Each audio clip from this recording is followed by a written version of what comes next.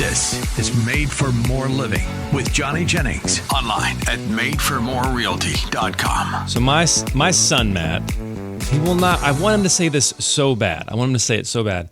And I say it to him almost every day. How old is he? This one's 3. Okay. 3. And he's dressed, he's ready to go for the day. And I would say, feeling good, looking good. And then I point to him and he won't say, and he's supposed to say, ought to be in Hollywood is what he's supposed to say. Oh, but really? He's like, I'm not saying that. I'm not saying that. But anyways, we got the cameras rolling. Ready to go. You and your wife need to model that for him. So you say that to your wife, and then she says that. He sees that, and then he starts to mimic it. Do me. Yeah. Yeah. I love. Wait. Say it again. Feeling good, looking good, ought to be in Hollywood. He says ought to be in Hollywood? Mm-hmm. Because I'm pointing to him, Right. Love that. That's cute. So yeah, I think that's a precious great. age. Yeah, 3. It'd be fun to say. The next one after that is it was this guy. What was his name? Mike Adams, dear friend, passed away from cancer. But he would always, people ask you how you're doing, how are you?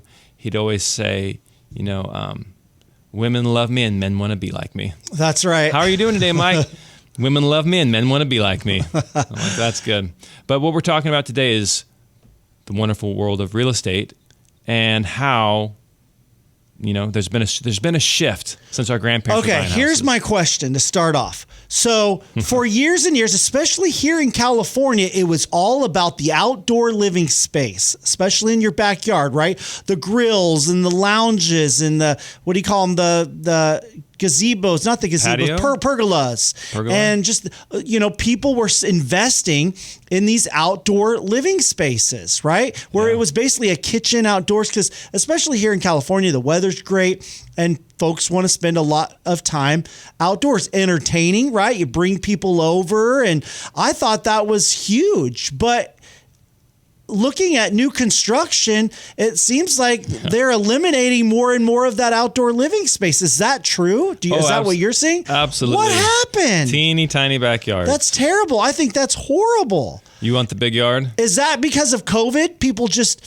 nobody wants to. Well, yeah, of course I want the backyard. Isn't that what everybody wants? Don't you want outdoor living spaces? You can't just spend your whole life locked up in your house. So if before I had kids, I would have said, no, who goes outside? Like, nobody goes outside. People hang out inside. They're watching the television. They might, lounge in the patio area, but you don't need like a 10,000 square foot lot. No, I'm not saying that, area. But you need a patio and a place for your grill and a place to invite friends over and maybe have a fire going and hanging out.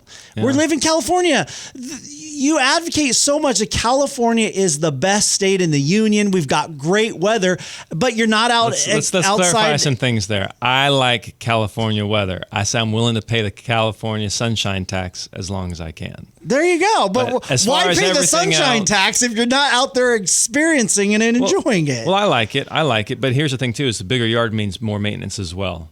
So they have low maintenance. They have fake lawns. I know, but you can put pavers out there and put concrete out there. I know, but then it's not a yard anymore. No, I'm not saying a yard. I'm saying an outdoor living space. You can have bushes and trees and things that are low maintenance. There's a lot. I don't know what happened. It seemed like that was short-lived because that was when I was out home shopping, that was what it's all about. You had very reduced front yards. Back in the 40s and 50s, everybody had a big yard and a backyard. Yeah. And now nobody has a front yard, but they still had these not expansive backyards, but they're getting smaller. But now it's like I've driven by new construction. I'm like, where the heck is the backyard? Yeah. You can literally reach your hand out the window and borrow some sugar from your neighbor. Exactly. What creeps me out too is that when there's a second story house behind yours, and they can like see directly into your yard. There's like very limited privacy. Yeah.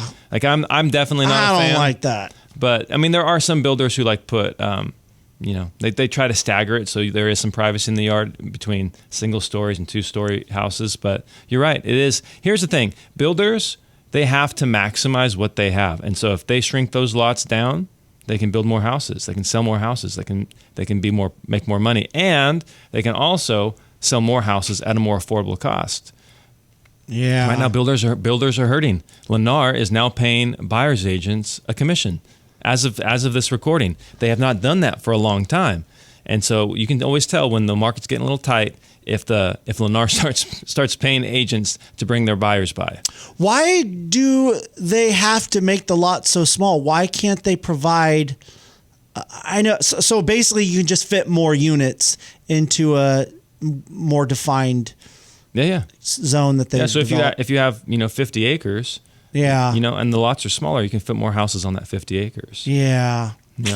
And Wow. and honestly, most people like you're an anomaly. People talk about wanting to be in the backyard, but even people that have pools, they have a pool for a couple of years and then they're over it. Like it's just something that they have to maintain. That's why I was determined not to buy a house with a pool. But I have kids. I don't know. I don't get that. When people envision the American dream of owning their own home, what they picture is doing barbecues in the backyard, having friends over, have the kids playing around. Yeah. How do you play Frisbee and catch with your kids? But how much space do you really need to be able to do that? I don't know. You don't need that much. You don't need that much. But what I've seen is it's almost eliminated. It's like an apartment patio. It feels like you're in an apartment. It totally does.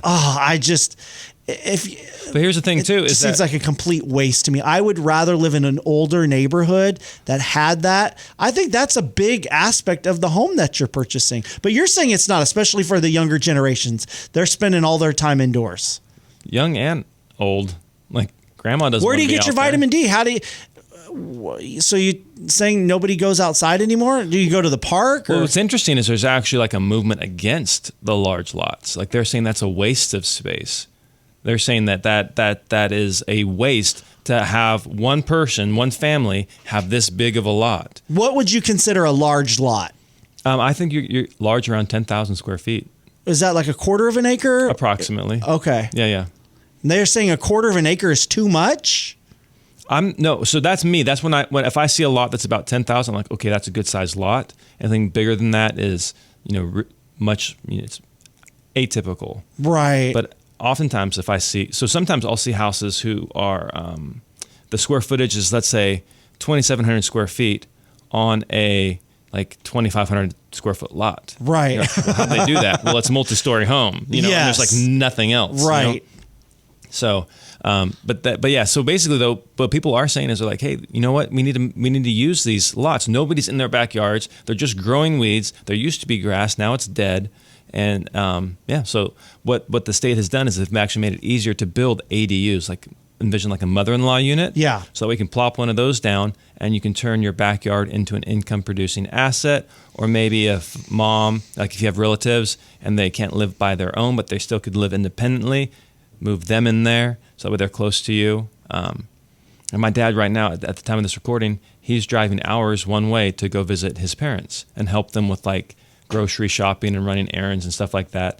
And it's a strain on him because he has to drive 90 minutes one way when he's close, and it's 4 or 5 hours when he's out of town. Sure. To help his parents.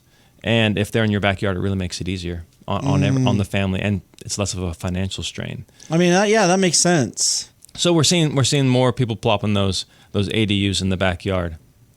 I don't know.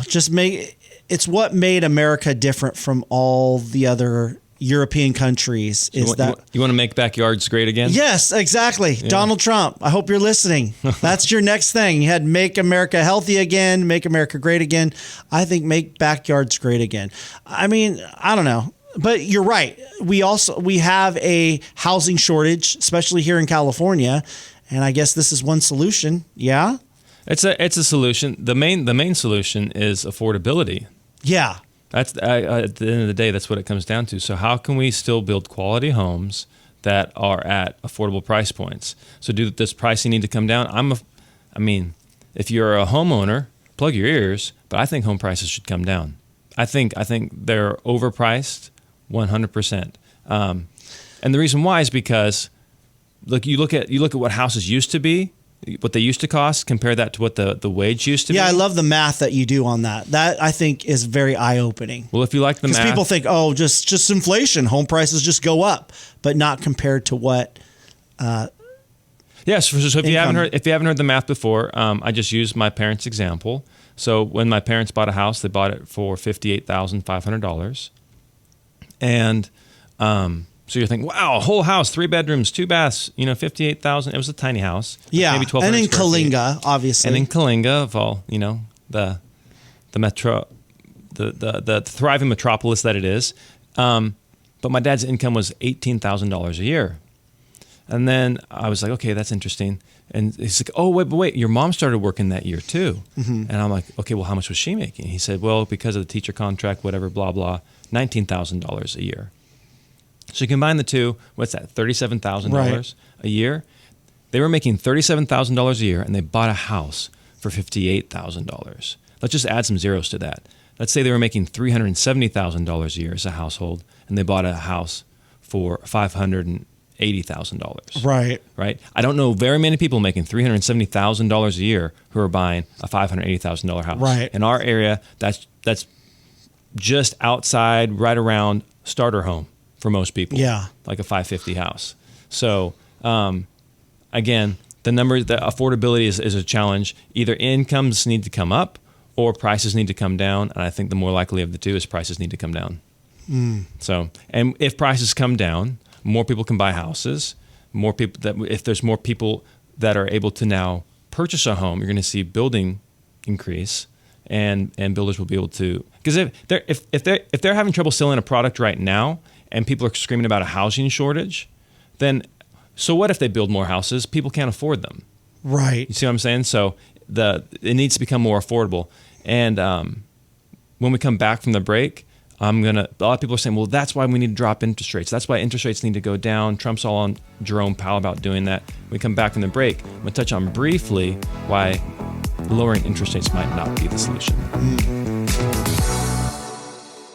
So you may believe you have the nicest, best, most pristine, attractive home in the entire neighborhood. As soon as you put that for sale sign in the yard, offers are just going to be pouring in. People are going to be busting through your door to give you an offer on your home. But then it goes live, and what happened? No offers. It's crickets. Well, that's because it matters who you work with. Like, for instance, I have someone in my neighborhood, their home has been on the market for at least 3 months, and it's still sitting there without any offers. Again, it matters who you work with. That's why Johnny Jennings and his team at Made for More Realty, why they've been so successful with so many of our listeners, why they were voted #1 team in Roseville for 3 years in a row, why they've got over 1,000 5-star Google reviews. Go check them out for yourself. Don't take my word for it.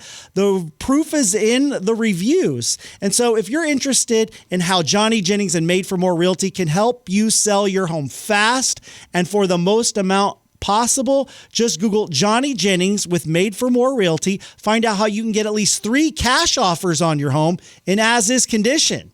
Again, just Google Johnny Jennings with Made for More Realty and get more for your home.